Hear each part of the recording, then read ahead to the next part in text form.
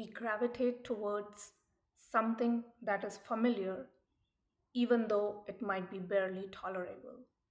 We all have heard about this great fear of the unknown. When we are growing up, we look at the environment around us and we hear the adults around us saying, do this, don't do that. And when we follow that advice, most of the times everyone is happy, we are safe. But once in a while, when we don't listen to that advice and try to do something on our own, we end up getting hurt ourselves or someone else gets hurt, and definitely the adults are not happy. So, the feedback that we get from the environment is that if I listen to others, I do what they're telling me, I follow the guidelines, I am safe and everyone is happy. But if I do something which others may not approve of, that ends up upsetting everyone. So we internalize this information, and the subconscious obviously tries to keep the organism safe because safety is paramount. So it tries to gravitate towards these experiences which are safe and familiar and pleasant, and stay away from the experiences which are unpleasant. Same in the classroom environment. If we follow what the teacher is saying and mirror what the other kids are doing, we feel accepted.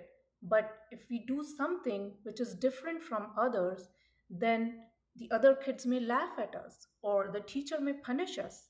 So the feedback is, as long as I stay in familiar grounds, everyone is happy, I am safe. But if I don't, then it doesn't seem acceptable. And then when we grow up, these beliefs get ingrained in us. And so we follow the norms dictated by society. We earn a degree, we get a job, we get into a relationship, we buy a house, car, we live in a specific city. And we see everyone else doing this and they seem to be happy. But once in a while, maybe something doesn't work for us. Maybe the job is unfulfilling. Maybe the relationship is toxic. Maybe I want to live in a different city. But then these fears crop up. What if I try something else and that does not work? What if this relationship is the best I got? What if I move to another city but I cannot afford living there?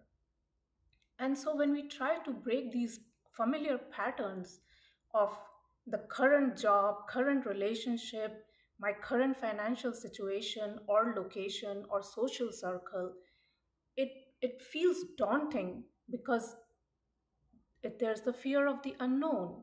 I know where I stand now and I know how to navigate around it. But once I throw myself out in an unfamiliar environment, I might not be able to deal with what that poses to me. So let's say that I am in an unfulfilling job and I would like to start my own business. So I reach out to a loved one and share my idea, and the loved one might respond with, are you nuts? Have you seen the economy? People are getting laid off, and you are thinking of quitting and starting a business in today's day and age? It's not going to work. You're going to end up losing your paycheck. And the loved one may come from a loving state. I'm not saying they are being negative because they are also plugged into the same matrix. They also have the same fears that as long as we stick to these rules and these norms, we are all safe. But as soon as we venture out and do something on our own, we don't know how the math works for that. So we try to stifle ourselves in these scenarios, circumstances, just go with it, do your best. And we find out ways to cope with these scenarios. So it might work like, I have a really bad job, but then every 6 months I take a vacation to blow off the steam. I might be in a bad relationship, but then I plan trips with my girlfriends, or once in a while I do something with my friends, so that I can release that pressure, and I can again go back into doing what I was doing earlier. So these, the way we cope, it works as kind of safety valves to release some pressure and then go and get plugged into the system again. But what is the point of doing this? Why are we doing this? We have one life and we are playing it safe for what? What's the reward at the end? If we end up stifling ourselves, just shutting our needs down, what reward are we getting at the end? We are still gonna die. So, why keep stifling ourselves? Why stay small so that we follow these norms? There's no reward at the end. We might as well just do what we would like to do. And this is not about not being grateful for where you are.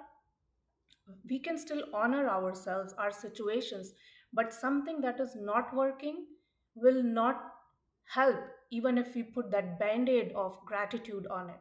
If I'm suffering in a job and I still keep saying I'm thankful for it, that feeling will keep coming up where I would say, I don't want to go to the job even one more day.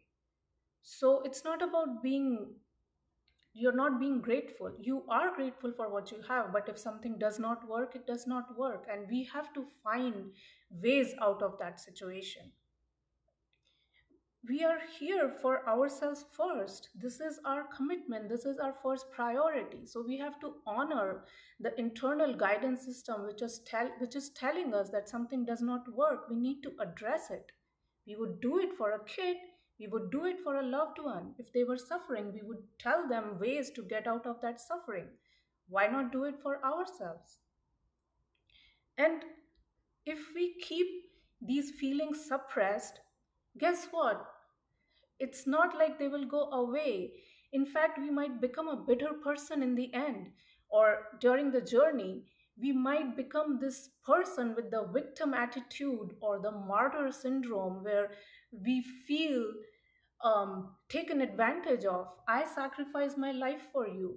So that's again not a good place to be in. So why not honor ourselves and take a look at our lives and see where we feel unfulfilled and then take steps to address that. See what you want to do.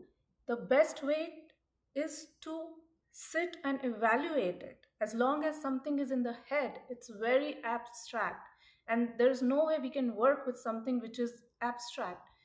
See what you want to do and then maybe come up with a list of things which you think are blocking you. So if I feel that my job does not work and I want to do a business, immediately I have this rush of thoughts popping in my head, going like, it might not be safe, people may not resonate, it might be risky.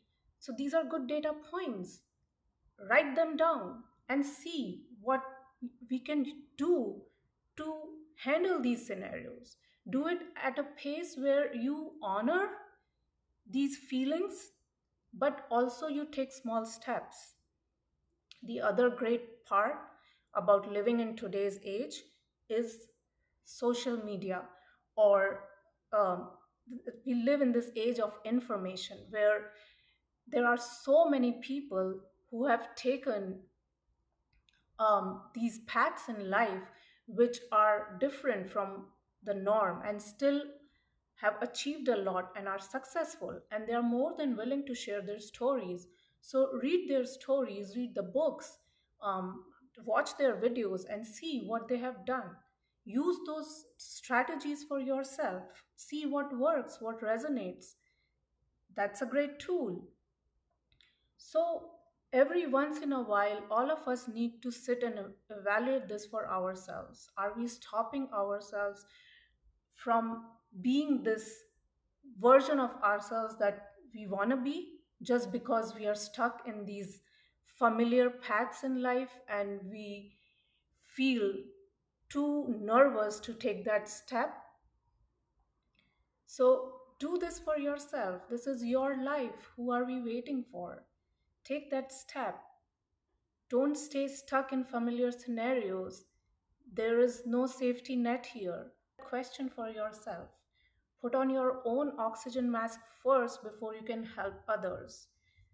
You need to take care of your own organism first before you can help others. Do it for yourself. Don't settle for less just because it's familiar.